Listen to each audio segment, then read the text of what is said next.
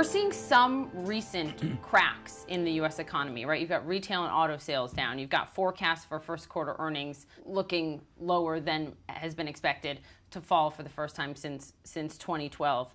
Is this a blip, or is this the beginning of a bigger shift? No, I don't see any real weakness in the economy. Home building has been slow and it continues slow, but the economy's been improving since the fall of 2009, and it continues to improve. So I just don't see it. I've seen the February figures for our companies, and you know, there's parts that are a little stronger than others, but that's been the case ever since the fall of 2009. We've been on an upward course, and people talk about double dips and they talk about acceleration, and in the end, it just keeps moving ahead. And I think it's quite a tribute, actually, to our policymakers all the way back to the fall of 2008 that we've recovered like we have from what was an incredible panic. Fed Chair Janet Yellen said on Friday, if underlying conditions had truly returned to normal, the economy should be booming.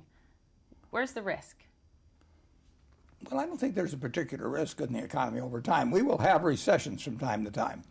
And we had a real doozy in the fall of 2008 and early 2009. And that has had more consequences than other recessions have had post-World War II. But the American economy is a wonderful machine. It really works. It's worked since 1776, and it'll continue to work. But we will continue to have ups and downs. Because for some Americans, they listen to that and they say, it's not working for me. Yeah. And they see stagnant wage growth. And they feel like it's getting increasingly hard to get by year. So who's winning? Wall Street? Main Street? The extreme rich are clearly winning. I mean, if you look at the Forbes 400, they had an aggregate net worth of $92 billion in 1982. It's $2.3 trillion today, 25 times as much. So the very rich have done exceptionally well in this economy. Other people have done okay on balance, but it's certainly the super rich. It's really been concentrated. You can just look at that figure from 92 billion to 2.3 trillion. Right, but when it comes to wages, we've seen Walmart, for example, and some other companies follow in its footsteps, raising what they will pay their entry-level workers up to $10 by 2016. Last year, when I asked you, Warren, if the federal minimum wage should be raised from $7.25 an hour, you said that is the toughest question you could ask me because I've been thinking about it for 50 years and I don't know the answer. Yeah. And your reason for that is because you don't know if more people will be better off because you do lose some employment. I know if you increase it to $20, I'd like to see everybody make $20 an hour at a minimum. But I know if you increase it to $20 an hour, you'd have millions of people unemployed. I don't know how to calibrate it precisely. I personally believe that the earned income tax credit is a much better way of handling the problem of people who are really not paid enough to live decently. And the earned income tax credit accounted for $56 or $7 billion in 2013. Mm-hmm. I would expand that a lot, and I would do it smarter too. But I think that's more effective in helping the people who are really at the lower end than actually a change in the minimum wage. Why should people care about income inequality? Well, I think that we live in a country that has $54,000 of GDP per capita, and it's the richest country in the world, and a miracle in many ways. And real GDP is 6 times what it was per capita when I was born, but all kinds of people are left behind. And there are some structural reasons for that, and I think that a rich family takes care of the people that aren't born with a particular wiring that enables them to prosper mightily in a market economy. And there's lots of people that they fight in Afghanistan. They do all, they through no fault of their own. Their skills are not skills that the market values highly. And I think that a rich society, a very rich society, can figure out ways to have those people do better than they are doing. What happens to this country if the gap isn't narrowed between the rich and the poor? What happens? I would like to say something will happen politically, but it's gone on now for quite a while, for several decades. And we had to Occupy Wall Street and a few things, but so far there really hasn't been that much of a political reaction. You would hope it would happen through the ballot box, but with Citizens United and other decisions that enable the rich to contribute really unlimited amounts, that actually tilts the balance even more toward the ultra-rich. And so the ballot box is the ultimate answer for changes in policy.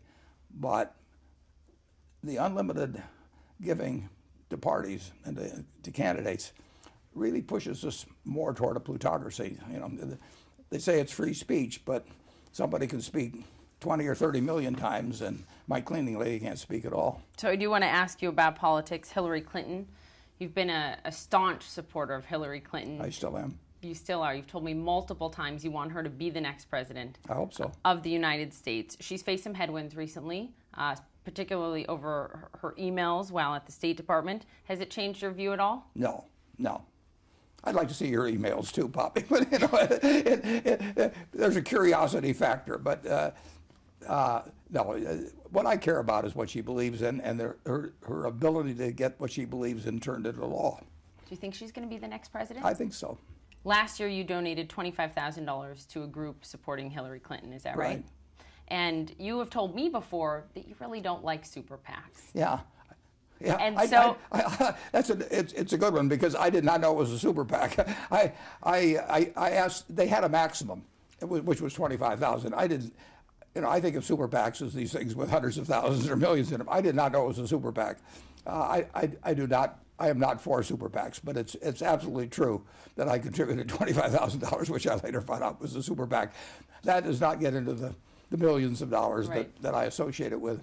But I mean, it's an indication of how much you are a supporter of hers. I haven't generally been. But I would not write a huge check. I would go out and raise money for it. I mean, I'd be delighted to do that, and I would hope to do it. I did some of that in 2008, but I just don't believe that the election should be decided by the super rich. By the super rich, like yeah. What does money in politics do to this democracy? The super rich. What does it do if everyone in your income bracket did write checks as big as they wanted? You'd have an awful lot of people. You'd have a lot of people in Congress who would be listening to them. That's for sure. No, you can't blame anybody. I mean, if you pour your heart and soul into running for election and your opponent's outspending you, you know. Obviously, it's very tempting to take a very big check for somebody who has a special interest.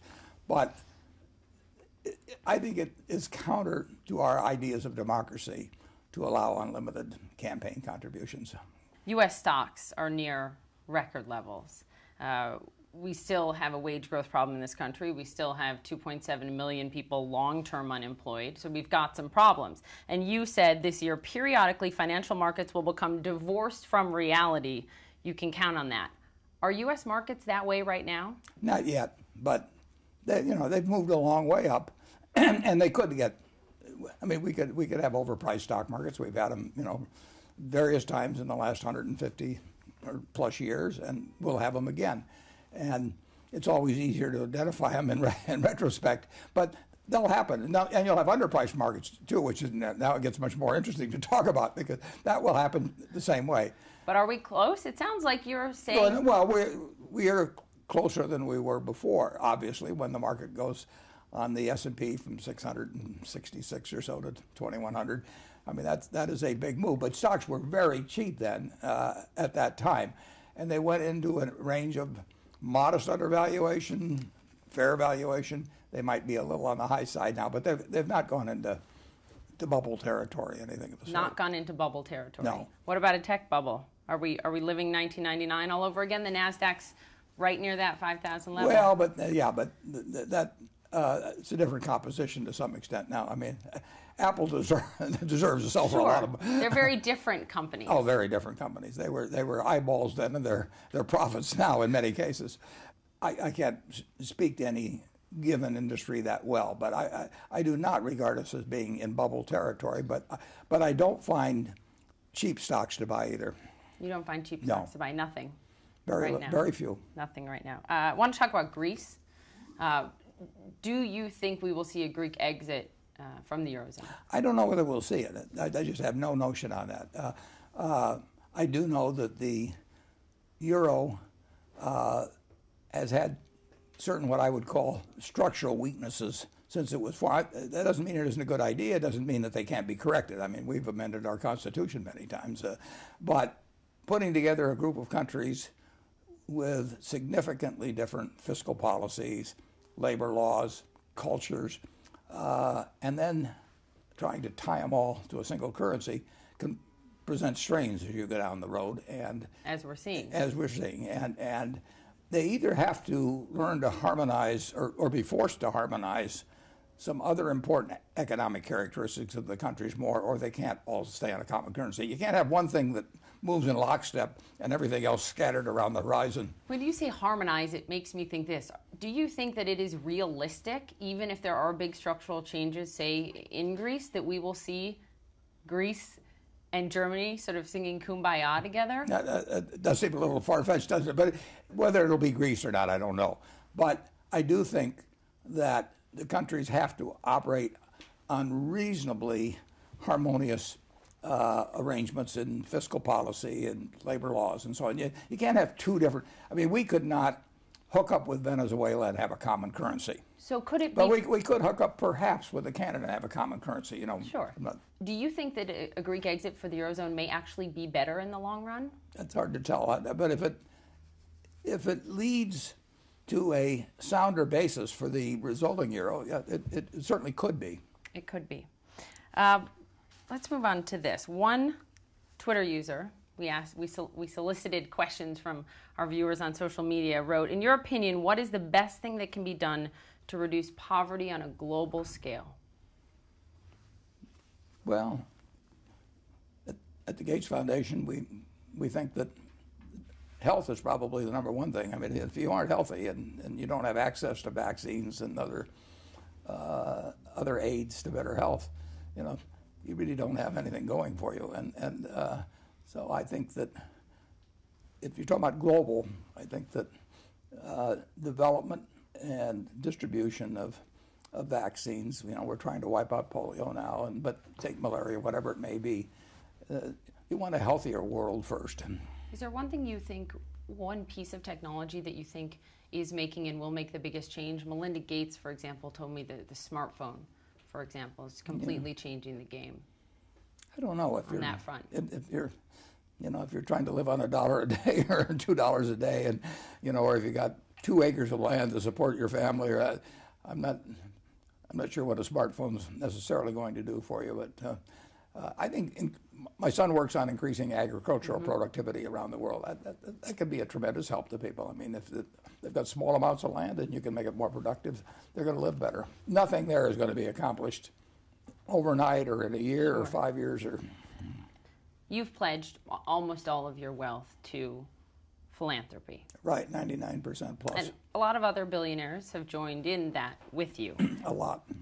What global issues can be solved through philanthropy? Not just relying on, the marketplace or capitalism. What issues can we solve through philanthropy? Well, we won't solve anything in the ultimate. I mean, we're never going to get 7 billion people, have them all educated as well as we'd like or all as healthy as we'd like.